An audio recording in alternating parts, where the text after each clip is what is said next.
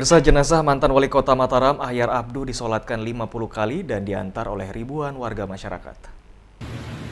Kepergian mantan Wali Kota Mataram periode 2010-2021 Tuan Guru Haji Ahyar Abduh membawa duka di semua kalangan, tidak hanya di kalangan pejabat pemerintahan, namun juga di kalangan masyarakat dan jamaahnya.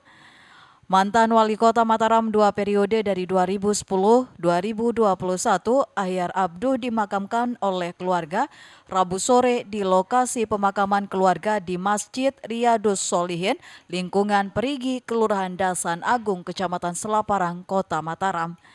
Ribuan pengantar jenazah hadir memenuhi masjid dan menyolatkan jenazah hingga 50 kali oleh tokoh agama dan tokoh masyarakat.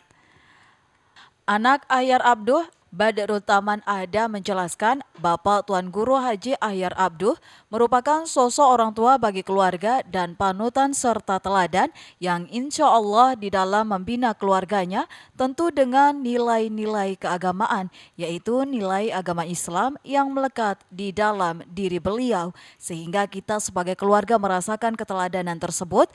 Dan alhamdulillah di Kota Mataram juga merasakan bagaimana kepemimpinan beliau merupakan sosok yang luar biasa, sabar, tekun, ulet, dan tertib.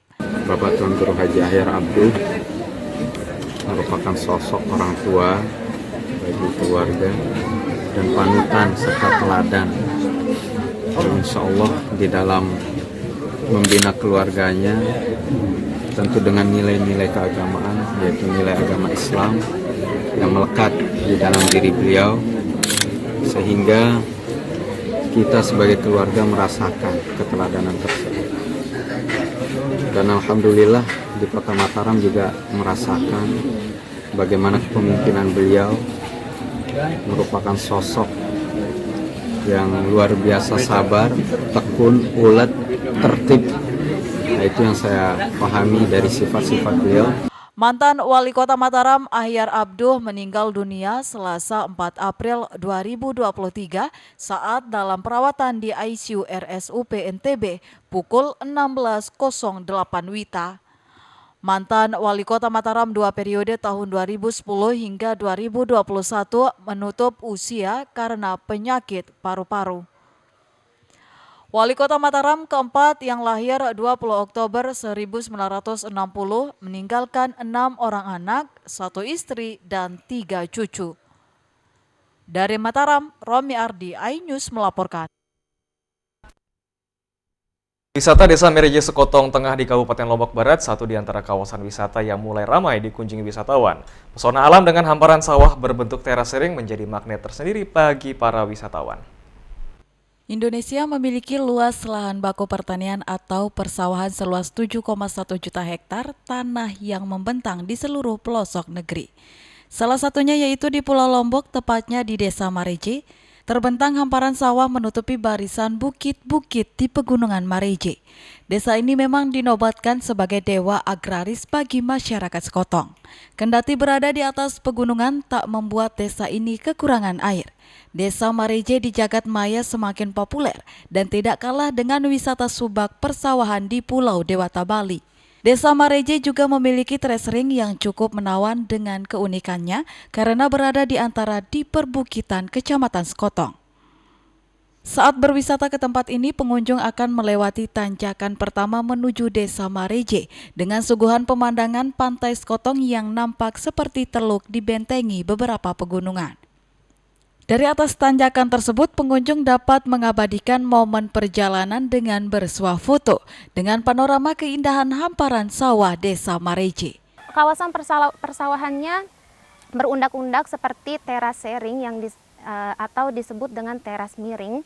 Jadi buat kalian nih yang suka banget cari-cari spot foto landscape, ini sangat rekomendasi buat kalian.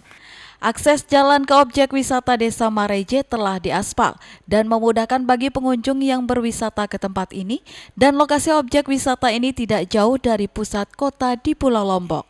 Dari Lombok Barat, Herkiandi, iNews melaporkan.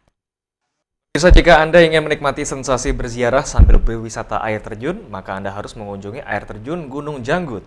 Berwisata sambil ziarah makam, kedua sensasi ini hanya bisa dinikmati di kawasan utara Pulau Lombok, Nusa Tenggara Barat. Air terjun Gunung Janggot salah satu objek wisata yang ramai dikunjungi masyarakat di Pulau Lombok, Nusa Tenggara Barat. Selain keindahan dan panorama alam yang cukup menakjubkan, objek wisata Gunung Janggot ini juga terbilang unik. Keindahan air terjun ini tidak kalah dengan Benang Stukel maupun Benang Kelambu karena letaknya juga tidak jauh dari Benang Stukel. Para wisatawan yang menikmati liburan di objek wisata Gunung Janggot tidak ingin menyia-nyiakan kesempatan untuk melakukan ziarah makam di atas air terjun. Makam tersebut oleh warga sekitar diyakini merupakan seorang wali asal Mekah yang pernah berdakwah di Lombok sehingga dianggap makam keramat.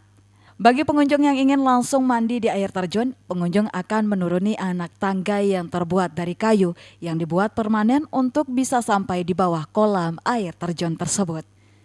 Kami sedang merancang lokasi ini sebagai dengan tema kelompok. Jadi sasaran kami pasarnya adalah kelompok-kelompok seperti SD, SMP, SMA, misalnya satu kelas dengan paket-paket tersendiri. Wisata edukasi juga ya? Bisa menjadi wisata, makanya itu menjadi paket nanti. Untuk bisa sampai di air terjun Gunung Janggot, pengunjung cukup menggunakan sepeda motor menuju jurusan air terjun Benang Stokal. Lihat papan nama yang terpampang di sebelah kanan masjid terakhir menuju air terjun Benang Stokal, kemudian belok kanan atau bisa langsung menanyakan kepada warga setempat. Dari Lombok Barat, Muzakir, iNews melaporkan. Pemirsa, serangkaian informasi tadi sekaligus menutup perjumpaan kita di iNews NTB kali ini. Saya Hidayat Adiasih, mewakili kru yang bertugas pamit. Terima kasih dan sampai jumpa.